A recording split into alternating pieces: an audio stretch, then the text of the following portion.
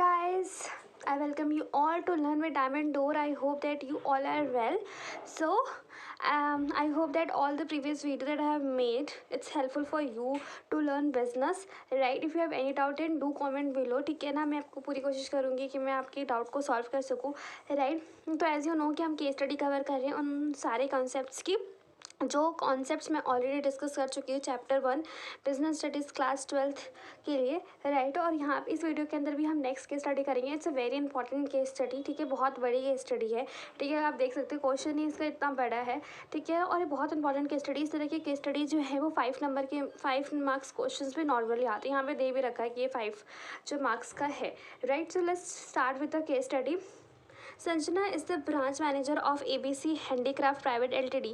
The company's objective is to promote the sales of Indian handloom and the handicraft product. It sells fabric furnishing, ready-mades and household items were made out of the traditional Indian fabrics. Sanjana decide quantities, variety, color, texture of all the above item and then allocates resource for their purchase from the different suppliers. She appointed a team of designers and craft people in the company who developed some prints for a bed covers in bright colors on silk. Although they looked very impressive, they were more expensive than they had planned to sell. Average customer count could not afford to buy it. Praising their efforts, Sanjana suggested that they should keep the silk bed covers for the special occasion like Diwali, Christmas, and offer the cotton bed covers on a regular basis to keep cost under control, ठीक है। तो ये पूरी case study I hope कि आपको समझ में आ गई होगी। जिसको नहीं समझ में आया उसके लिए मैं एक्सप्लेन कर देती हूँ, राइट। तो यहाँ पे बहुत ही नॉर्मल सा है कि जो संजना एक ब्रांच मैनेजर है एबीसी हैंडीक्राफ्ट का कंपनी की, एंड उसमें जो कंपनी का ऑब्जेक्टिव यही है कि उन्हें अपने सेल्स को इंक्रीज़ करना है हैंडलूम हैंडीक्राफ्ट प्रोडक्ट को, और जिसमें वो सेल करते हैं आप मतलब ये सारे वैराइटीज़ है जैसे कि fabric, furnishing, readymade, house hold items, ठीक है ना। ये सारे ट्रेडिशनल इंडियन फैब्रिक्स बने हुए हैं। और उन्होंने डिसाइड, जो संजना है जो कि ब्रांच मैनेजर है, उसने क्वांटिटी बता दी कितना बनना चाहिए, किस वैरायटी का, कौन से कलर का, कौन से टेक्सचर का, ये सारा चीज़ वो बताती है। और फिर एलोकेट करती है resources for their purchase from the various suppliers. उन्होंने उसने अपॉइंट भी कर रखा है team of the designer and craft people in the company जो प्रिंट्स वगैरह डेवलप करते हैं फॉर द बेड, जो भी उन्होंने प्लान करे हैं सेल करने के लिए, राइट। और इन्होंने लिखा है कि जो भी जो जितने भी डिज़ाइंस थे ना वो थे तो बहुत ही इम्प्रेसिव लेकिन बहुत एक्सपेंसिव थे, ठीक है, जितना उन्होंने प्लान करा था उससे ज़्यादा।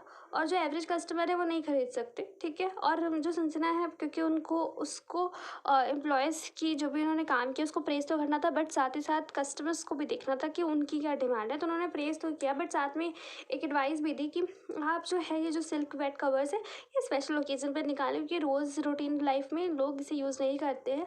और सिर्फ सिंपल आप उसको क्या करो, कॉटन बेड के कवर्स ही रेगुलर बेसिस पे सेल करते रहो, राइट, ताकि जो प्राइस भी है वो अंडर कंट्रोल रहे, ठीक है। और ये पूरा केस स्टडी है। इसके अंदर एक्सप्लेन करने को क्या बोला है, इसमें बोला था identify and state the functions, ठीक है। स्टेट द फंक्शन जो पार्ट 1 ऑफ द वीडियो में मैंने कंप्लीट कर रखा है, ठीक है। फंक्शंस ऑफ द मैनेजमेंट आप सर्च करेंगे तो आ जाएगा, ठीक है ना। Which Sanjana perform by quoting the lines from the, जो संजना ने परफॉर्म करा है और साथ में उसकी लाइन भी कोट करनी है, राइट। लाइन कोट करना is important for every case study.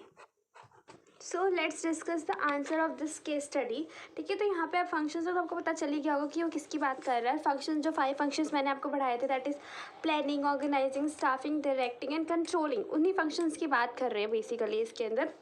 तो आपको बताना है, लाइन कोड करने का मतलब है कि किस लाइन से आपको ये पता चल रहा है कि किस फंक्शन की बात की गई है, उस लाइन को यहाँ पे लिखना। और अगर ये लाइन ना भी लिखी हो ना कि आपको कोड करना है लाइन या नहीं करना, आपको हमेशा ये मतलब लिख लीजिए कि आपको जब भी इस तरह से कॉन्सेप्ट आइडेंटिफाई करने होते हैं ना अपने केस स्टडी के अंदर, ठीक है, तो आपको लाइन कोड करके आना ही है, ठीक है ना। इट्स नॉट ये कंपल्सरी नहीं कि लाइन हर जगह लिखी हो, ठीक है, लिखी हो ना लिखी हो, लेकिन केस स्टडी के अंदर लाइन कोड करके आना ही आना है, राइट। तो देखते हैं इन्होंने बोला है प्लानिंग। तो planning is the function of determining in advance what is to be done and what is to be done. अब देखो इन्होंने क्या किया, प्लानिंग लिया, उसका 2 लाइन में एक्सप्लेन किया है। तो यही स्ट्रैटेजी रखनी है आपको एग्ज़ाम में भी सॉल्व करते हुए, ठीक है ना। लिया है 2 लाइन लिया है उसको एक्सप्लेन किया है, उसके लाइन कोट करिए कि कहाँ पे उसने प्लानिंग की बात कही है। तो संजय ने डिसाइड करा है क्वांटिटीज़, वैरायटीज़, कलर, टेक्सचर। यहाँ पे उसने मतलब केस स्टडी में आपको याद होगा उसने बोला, यहाँ पे लाइन थी, ठीक है, आप बैक में जाइए, ठीक है, केस स्टडी आपको दिखेगी, ठीक है, वहाँ पे ये लाइन लिखी थी। तो यहाँ पे क्या है, वो पहले ही से उसका क्वांटिटी डिसाइड कर रही है, पहले से वैरायटी, पहले से कलर, पहले से टेक्सचर। तो ये प्लानिंग ही तो हुआ, what is to be done and who is to do it, right. Next is the organizing. तो ऑर्गेनाइजिंग में भी सेम किया है इन्होंने, 2 लाइन में एक्सप्लेन किया है एंड देन लाइन की कोटेशन बताइए। जो ऑर्गेनाइजिंग है एक मैनेजमेंट फंक्शन है ऑफ ए साइंस, इसके अंदर हम असाइन करते हैं duties, grouping task, establishing authority relationship, ठीक है, required to do a specific plan, right. इसके अंदर इन्होंने यहाँ पे लिखी हुई थी केस स्टडी के अंदर कि उसने क्या करा था, एलोकेट करे थे रिसोर्सेज फॉर द परचेज, ठीक है, एलोकेट रिसोर्सेज। देखिए यहाँ पे लिखा, जो ऑर्गेनाइजिंग का मतलब यही होता है, allocate resources, right. Next is the staffing. Staffing function of the management is concerned with obtaining, utilizing and maintaining a satisfactory and satisfied workforce। तो उन्होंने अपॉइंट करा था term team of the designers, ठीक है। स्टाफिंग का मैं बताया था दूसरा मतलब ही रिक्रूटमेंट होता है। तो जब उसने टीम ऑफ द डिज़ाइनर्स को अपॉइंट किया तो वही हमारा क्या हो जाता है, स्टाफिंग फंक्शन लग जाता है। Next is the directing. Directing involves leading, influencing, motivating employees to do the design task. और लास्ट में अगर याद होगा, ठीक है, उन्होंने प्रेस करा था उसके एफर्ट को और फिर सजेस्ट किया था। तो प्रेस किया ना, वही डायरेक्टिंग हो गया।